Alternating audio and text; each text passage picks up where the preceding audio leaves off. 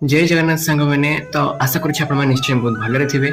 तो आज हूँ मु गोटे बहुत भल कथा शिखापी पाइली जहाँकि आपण मैंने सब सेयार करे।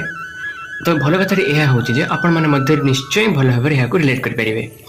तो भल कथाटी यह जे आजिका डेट्रे आपड़ जब क्या साहाय्य करेंगे तो किछि दिन पर से यहाँ भूली जाए ता मनर पूरा वाइप आउट हो जाए।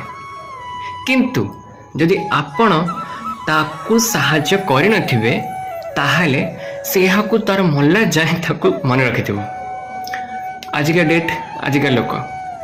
तो मु कहया चाहे कि आमे आमर संस्कृति आमे आमर कर्तव्य आमे आमर से ह्यूमानिटी को भूली जावा ठीक नुहे। कारण यही सब नेचर आमको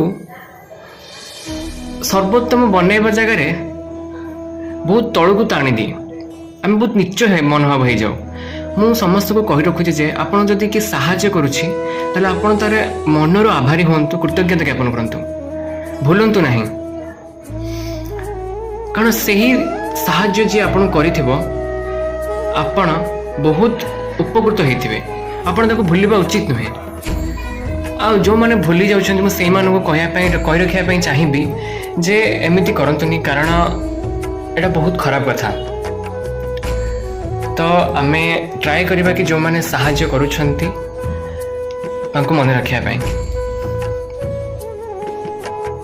आशा करुछि एई छोटो सीखरो आपण बहुत भलो भाबरे शिक्षा पाइथिबे। तो रहुछि नेक्स्ट वीडियो देखा।